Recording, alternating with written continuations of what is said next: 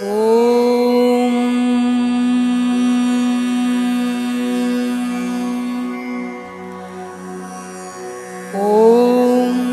Tat Savitri Rupam Jyotih Parasya Dhimahi Yannah Satyena Deepayet Satyena Deepayet Om Tat Savitri Rupam Jyotih Parasya Dhimahi Yannah Satyena Deepayet Satyena Deepayet.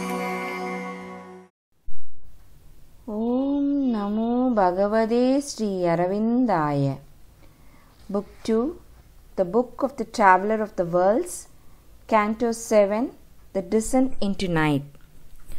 A mind absolved from life, made calm to know, a heart divorced from the blindness and the pang, the seal of tears, the bond of ignorance. He turned to find that wide world failure's cause. Away he looked from nature's visible face, and sent his gaze into the viewless vast, the formidable unknown infinity, asleep behind the endless coil of things that carries the universe in its timeless breaths, and the ripples of its being are our lives. The worlds are built by its unconscious breath, and matter and mind are its figures or its powers. Our waking thoughts the output of its dreams. The veil was rent that covers nature's depths. He saw the fount of the world's lasting pain, and the mouth of the black pit of ignorance. The evil guarded at the roots of life raised up its head and looked into his eyes on a dim bank where dies subjective space. From a stark ridge overlooking all that is, a tenebrous awakened nescience, her wide blank eyes wandering at time and form, stared at the inventions of the living void and the abyss whence our beginnings rose. Behind appeared a grey carved mask of night, watching the birth of all created things, a hidden presence conscious of its force, a vague and lurking presence everywhere, a contrary doom that threatens all things made, a death figuring as the dark seed of life seemed to engender and to slay the world.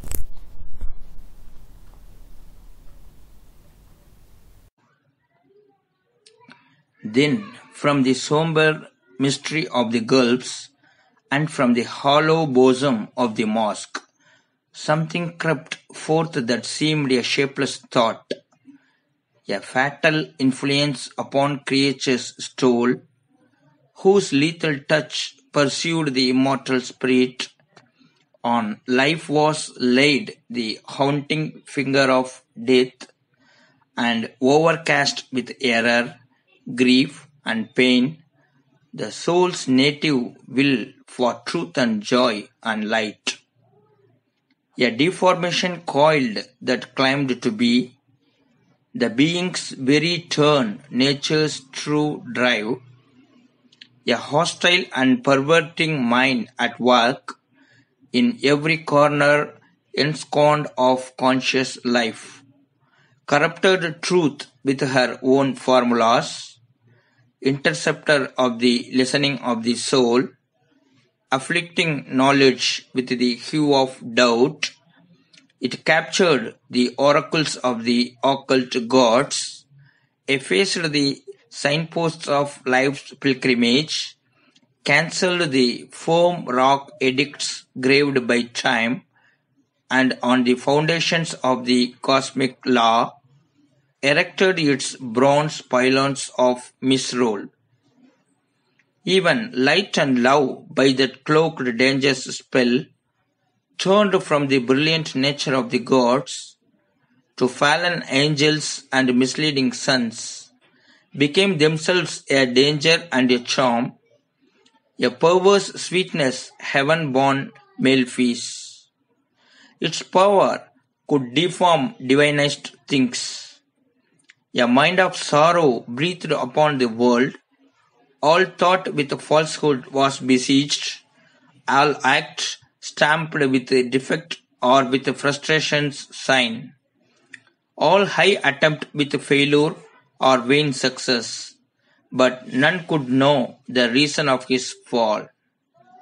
The grey mosque whispered, and though no sound was heard, yet in the ignorant heart a seed was sown, that bore black fruit of suffering, death and bale. Out of the chill steps of a bleak, unseen, invisible, bearing the night's grey mask, arrived the shadowy, dreadful messengers, invaders from a dangerous world of power, ambassadors of evil's absolute. In silence, the inaudible voices spoke. Hands that none saw planted the fatal grain. No form was seen, yet a dire work was done. An iron decree in crooked Unseal's return imposed a law of sin and adverse fate. Life looked at him with changed and sombre eyes. Her beauty he saw, and the yearning heart in things that with a little happiness is content. Answering to a small ray of truth or love, he saw her gold sunlight and her far blue sky, her green of leaves and hue and scent of flowers,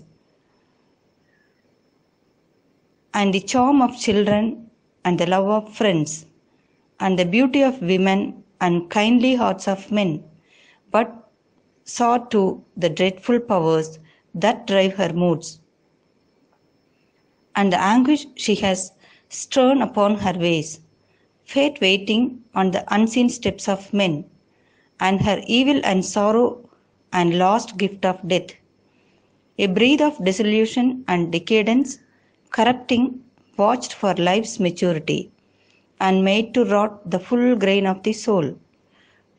Progress became a purveyor of death, a world that clung to the law of a slain light, cherished the putrid corpses of dead truths, hailed twisted forms as things free, new and true, beauty from ugliness and evil drank, feeling themselves guests at a banquet of the gods, and tasted corruption like a high-spiced food.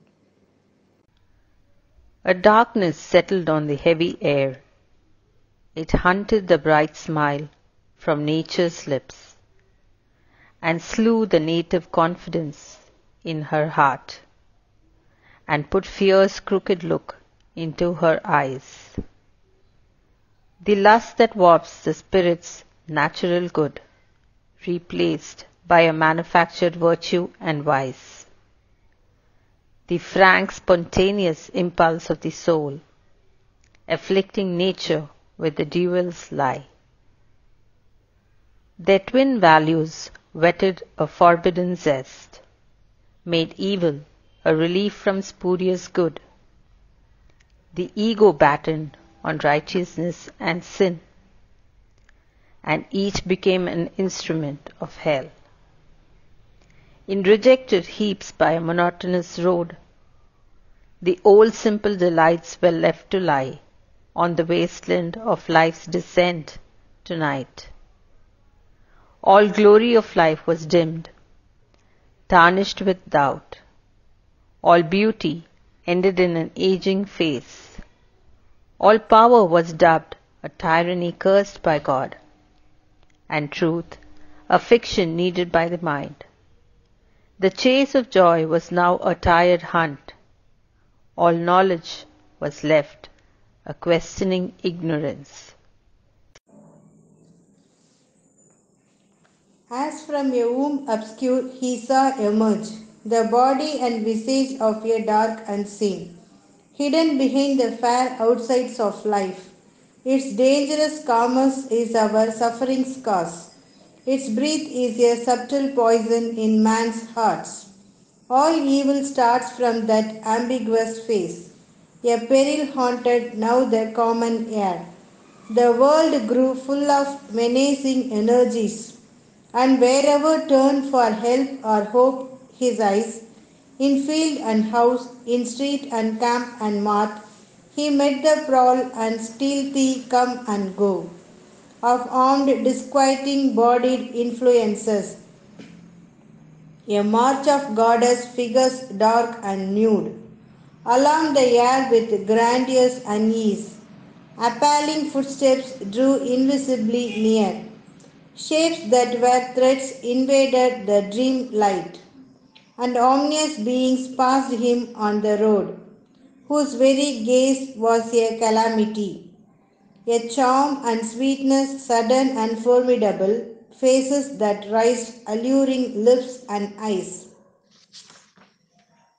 approached him armed with beauty like a snare, but hid a fatal meaning in each line, and could in a moment dangerously change. But he alone discerned that screened attack. A wheel upon the inner vision lay. A force was there that hid its dreadful steps. All was belied, yet thought itself the truth. All were beset, but knew not of the siege. For none could see the authors of their fall, aware of some dark wisdom still withheld. That was the seal and warrant of this strength. He followed the track of dim, tremendous steps, returning to the night from which they came. A tract he reached unbuilt and owned by none. There all could enter, but none stay for long. It was a no man's land of evil air, a crowded neighborhood without one home, a borderland between the world and hell. Their unreality was nature's lord. It was a space where nothing could be true, for nothing was what it had claimed to be. A high appearance wrapped a spacious void, yet nothing would confess its own pretense, even to itself in the ambiguous heart. A vast deception was a law of things. Only by that deception they could live. An unsubstantial nihil guaranteed the falsehood of the forms this nature took, and made them seem awhile to be unlive. A borrowed magic drew them from the void. They took a shape and stuff that was not theirs, and showed a color that they could not keep, mirrors to a phantasm of reality. Each rainbow brilliance was a splendid lie. A beauty unreal graced a glamour face. Nothing could be relied on to remain. Joy nurtured tears, and good and evil proved, but never out of evil one plucked good. Love ended early in hate, delight killed with pain. Truth into falsity grew, and death ruled life. A power that laughed at the mischiefs of the world, an irony that joined the world's contraries, and flung them into each other's arms to strive, put a sardonic rictus on God's face. Aloof, its influence entered everywhere, and left a cloven hoof mark on the breast. A twisted heart and a strange sombre smile mocked at the sinister comedy of life. Announcing the advent of a perilous form, a ominous tread softened its dire footfall, that none might understand or be on guard. None heard until a dreadful grasp was close, or else all argued a divine approach. A air of prophecy felt, a heavenly hope. Listened for a gospel, watched for a new star. The fiend was visible but cloaked in light. He seemed a helping angel from the skies. He armed untruth with scripture and the law. He deceived with wisdom, with virtue slew the soul, and led to prediction by the heavenward path. A lavish sense he gave of power and joy, and when arose the warning from within, he reassured the ear with dulcet tones, or took the mind captive in its own net. His rigorous logic made the false seem true. Amazing the elect with holy lore. He spoke as with the very voice of God. The air was full of treachery and ruse. Truth speaking was a stratagem in that place. Ambush lurked in a smile and peril made. Safety its cover, trust its entry's gate. Falsehood came laughing with the eyes of truth. Each friend might turn an enemy or spy. The hand one clasped enslaved a dagger stab, and an embrace could be doom's iron cage. Agony and danger stalked their trembling prey, and softly spoke as to a timid friend. Attack sprang suddenly, vehement and unseen. Fear leaped upon the heart at every turn, and cried out with an anguished, dreadful voice. It called for one to save, but none came near. All warily walked, for death was ever close, yet caution seemed a vain expense of care. For all that guarded proved a deadly net, and when after long suspense salvation came, and brought a glad relief, disarming strength, it served as a smiling passage to worse fate. There was no truce and no safe place to rest. One dared not slumber or put off one's arms. It was a world of battle and surprise. All who were there lived for themselves alone. All warred against all, but with a common hate. Turned on the mind that sought some higher good. Truth was exiled lest she should dare to speak, and hurt the heart of darkness with her light, or bring her pride of knowledge to blaspheme the subtle anarchy of established things.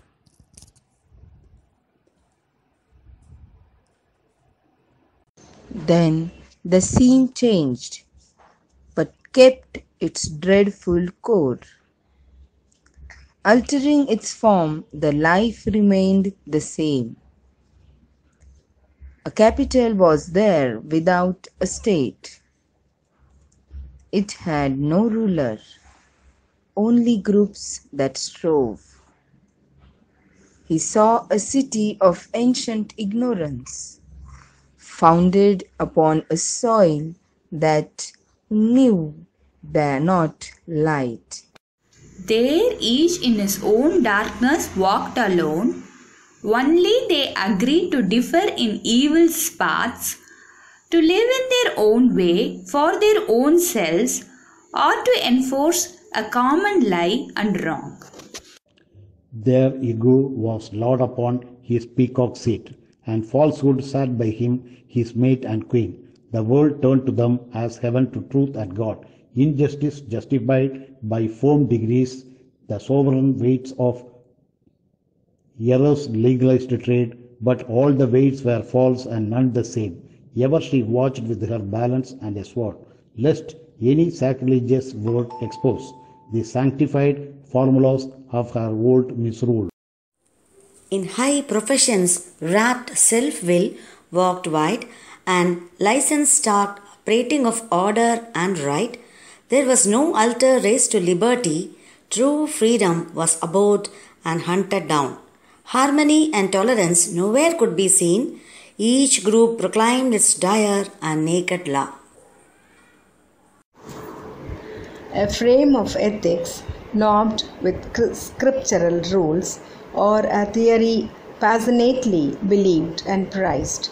A table seemed of high heaven's sacred code, a formal practice, mailed and iron shod, gave to a rude and ruthless warrior kind, drawn from the savage bowels of the earth. A proud, stern poise of harsh nobility, a civic posture rigid and formidable, but all their private acts belied the pose. Power and utility were their truth and right, and eagle rapacity clawed its coveted good. beaks peaked, and talons tore, all weaker prey. In their sweet secrecy of pleasant sins, nature they obeyed and not a moralist God. In conscience straits, in bundles of contraries, they did what in others they would persecute.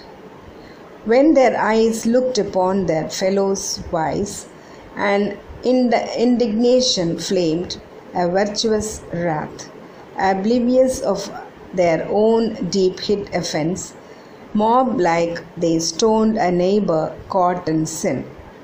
A pragmatist judge within past false degrees post worst iniquities on equity's base. Reasoned ill actions just sanction the scale of the merchant ego's interest and desire. Thus was the balance kept, the world could live. A zealot fervor pushed their ruthless cults. All faith not that's blood scourged as heresy. They questioned, captivated, tortured, burned or smote, and forced the souls to abandon right or die. Amid her clashing creeds and warring sects, religion sat upon a blood-stained throne, 100 tyrannies oppressed and slow, and founded unity upon fraud and force.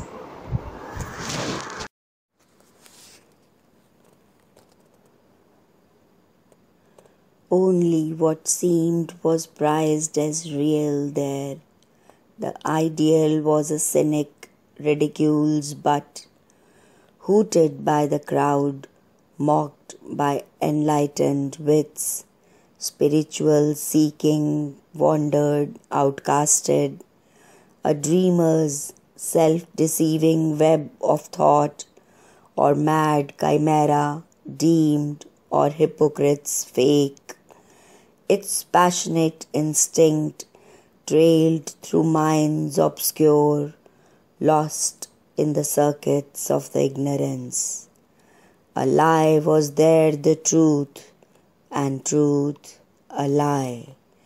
Here must the traveller of the upward way, for daring hell's kingdoms, wins the heavenly route, pause or pass slowly through that perilous space, a prayer upon his lips and the great name. If probed not all discernment's keen spear point, he might stumble into falsity's endless net.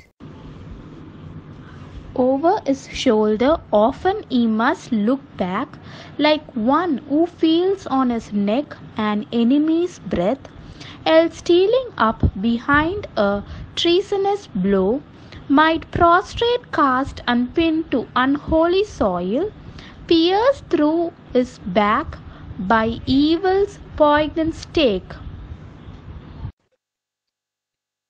So might one fall on eternal's road, forfeiting the spirit's lonely chance in time, and no news of him reach the waiting gods, marked missing in the register of souls. His name, the index of the failing hope, the position of a dead remembered star. Only were safe who kept God in their hearts, courage their armor, faith their sword, they must walk. The hand ready to smite, the eye to scout, casting the javelin regard in front. Heroes and soldiers of the army of light, hardly even so the grisly danger passed. Released into a calmer, purer air, they dared at length to breathe and smile once more. Once more they moved beneath the real sun. Though hell claimed rule, his spirit still had power. This no man's land he passed without debate. Him the heights mission, him the abyss desired. None stood across his way, no voice forbade. For swift and easy is the downward path, and now towards the night was turned his face. A greater darkness waited, a worse reign. If worse can be where all is evil's extreme, yet to the cloaked, the uncloaked is naked worst. Their God and truth and the supernal light had never been or else had power no more. As when one slips in a deep movement's trance, over mind's border into another world, he crossed a boundary whose stealthy trace I could not see but only the soul feel. Into an armored fierce domain he came and saw himself wandering like a lost soul. Amid grim walls and savage slums of night, around him crowded grey and squalid huts, neighbouring proud palaces of perverted power, inhuman quarters and demonic wards. A pride in evil hugged its wretchedness, a misery haunting splendour pressed those fell, dun suburbs of the cities of dream life.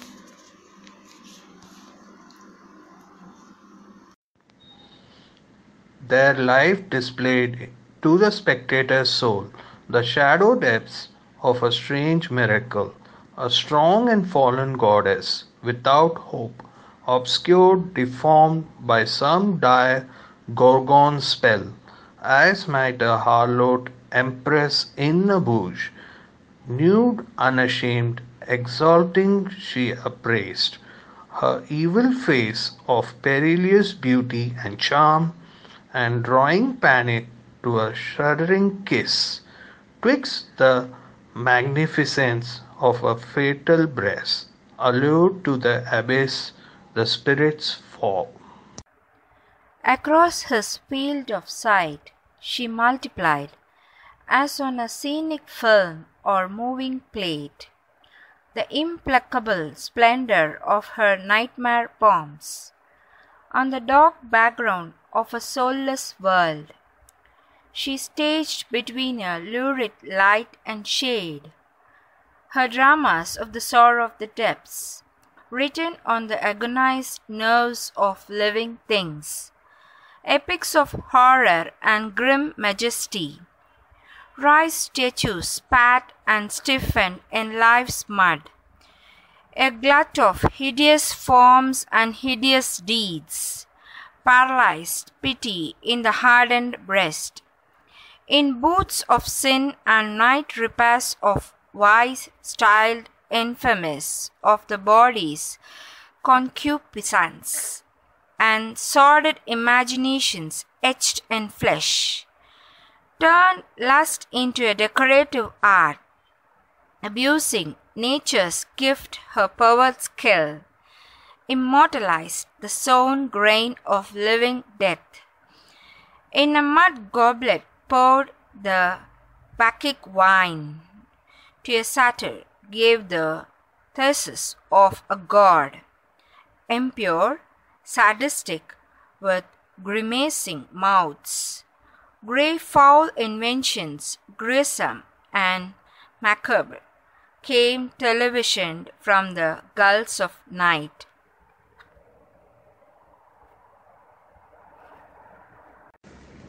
He craft ingenious in monstrosity, impatient of all natural shape and poise. A gape of nude, exaggerated lines gave caricature a stark reality,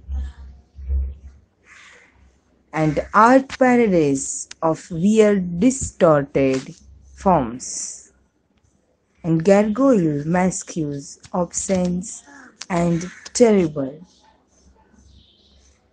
trampled to tormented posture the torn saints.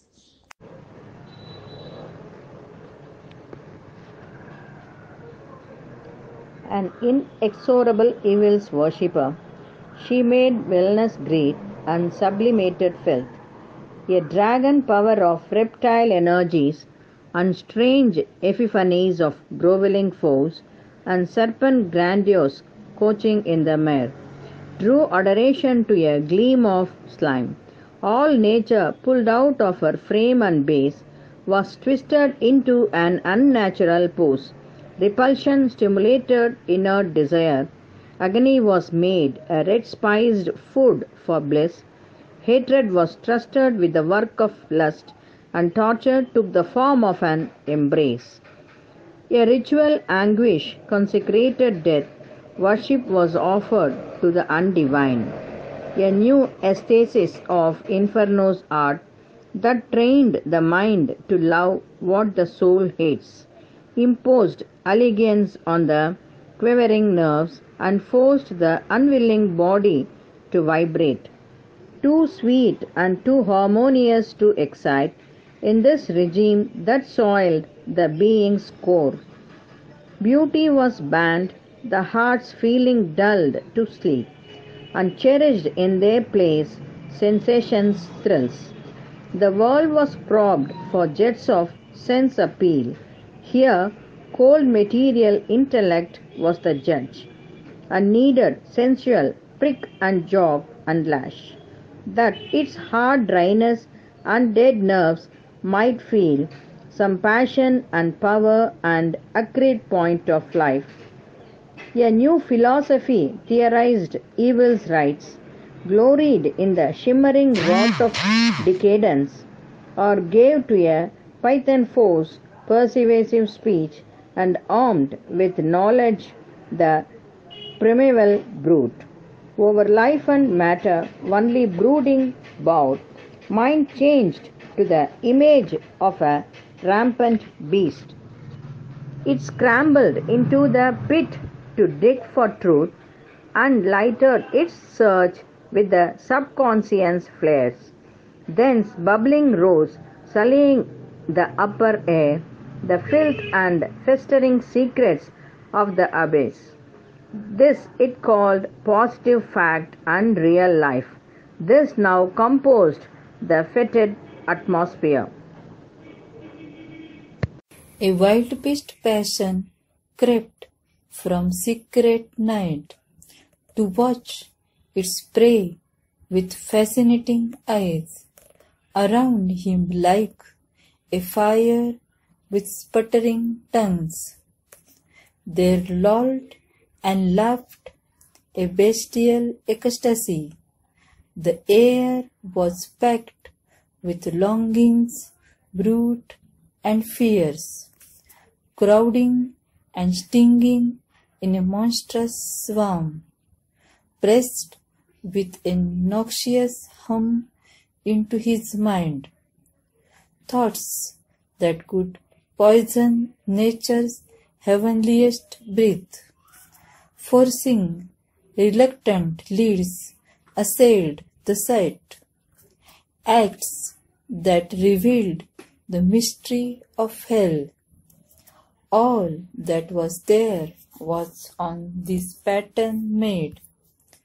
A race possessed, inhabited those parts, a force demonic lurking in man's depths, that hues suppressed by the heart's human law, awed by the calm and soaring eyes of thought, can in a fire and earthquake of the soul arise and, calling to its native night, overthrow the reason, occupy the life, and stamp its hoof on nature's shaking ground.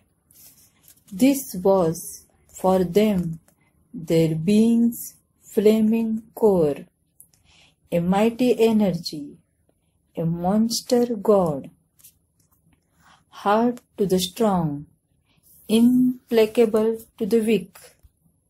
It stared at the harsh, unpitying world it made, with the stony eyelids of its fixed idea. Its heart was drunk with a dire hunger swine. In others' suffering felt a thrilled delight, and of death and ruin the grandiose music heard. To have power, to be master, was sole virtue and good. It claimed the whole world for evil's living room. Its party's grim totalitarian reign, the cruel destiny of breathing things, all on one plan was shaped and standardized, under a dark dictatorship's breathless weight. In street and house, in councils and in courts, beings he met who looked like living men, and climbed in speech upon high wings of thought, but harbored all that is subhuman, vile, and lower than the lowest reptiles crawl.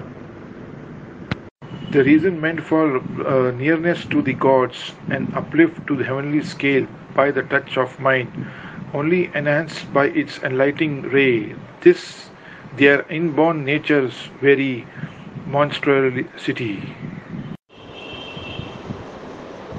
Often a familiar visage, studying joyfully, encountered at some dangerous turn, hoping to recognize a look of light.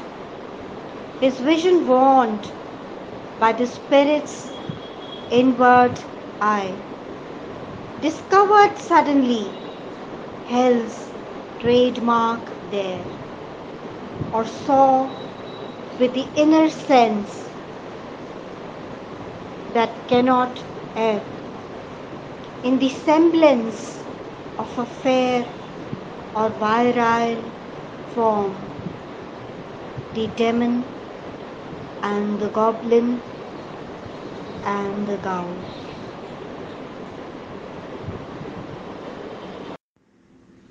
An insolence reigned of cold stone-hearted strength, mighty, obeyed, approved by the Titan's law, the huge laugher of a giant cruelty, and fierce glad deeds of ogre violence. In that wide cynic den of thinking beasts, one looked in vain for a trace of pity or love. There was no touch of sweetness anywhere, but only force and its acolytes, greed and hate. There was no help for suffering, none to save. None dared resist or speak a noble word. Armed with the aegis of tyrannic power, signing the edicts of a dreadful rule, and using blood and torture as a seal, darkness proclaimed her slogans to the world. A servile blinker's silence hushed the mind, or only it repeated lessons taught, while mitred, holding the good shepherd's staff, falsehood enthroned on aved and prostrate hearts, the cults and creeds that organize living death and slay the soul on the altar of a lie. All were deceived or served their own deceit. Truth in that stifling atmosphere could not live. Their wretchedness believed in its own joy, and fear and weakness hugged their abject depths. All that is low and sordid, tortured, base, all that is drab and poor and miserable, breathed in a lax content its natural air, and felt no yearning of divine release. Arrogant gibing at more luminous states, the people of the gulfs despised the sun. A barriered autarky excluded light, fixed in its will to be its own grey self. It wanted its norm, unique and splendid type.